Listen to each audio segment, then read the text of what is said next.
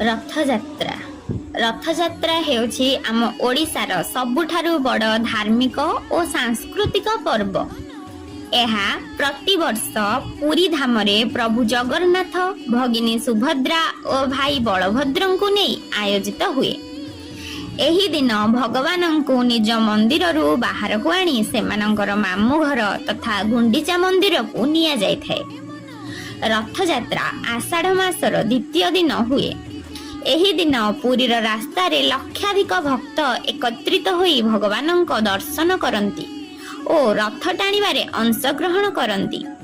ଜଗନ୍ନାଥଙ୍କ ରଥକୁ ନନ୍ଦିଘୋଷ, ବଳଭଦ୍ରଙ୍କ ରଥକୁ ତାଳଧ୍ୱଜ ଓ ସୁଭଦ୍ରାଙ୍କ ରଥକୁ ଦେବଦଳନ ବୋଲି କୁହାଯାଏ। ପ୍ରତ୍ୟେକ ରଥ ଶତାଧିକ ଶିଳ୍ପୀ ଓ କାରିଗରଙ୍କ ଦ୍ୱାରା ପ୍ରସ୍ତୁତ ହୁଏ, ଯାହାକି ପୁରୀର ସଂସ୍କୃତି ଓ ଐତିହ୍ୟ।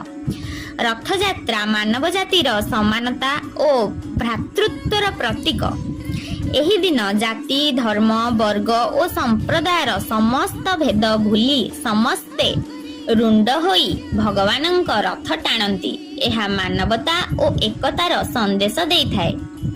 ରଥଯାତ୍ରା ପରେ ଭଗବାନ ଗୁଣ୍ଡିଚା ମନ୍ଦିରରେ 7 ଦିନ ରହି ବାହୁଡ଼ା ଯାତ୍ରା ଦିନ ନିଜ ମନ୍ଦିରକୁ ଫେରି ଆସିଥାନ୍ତି।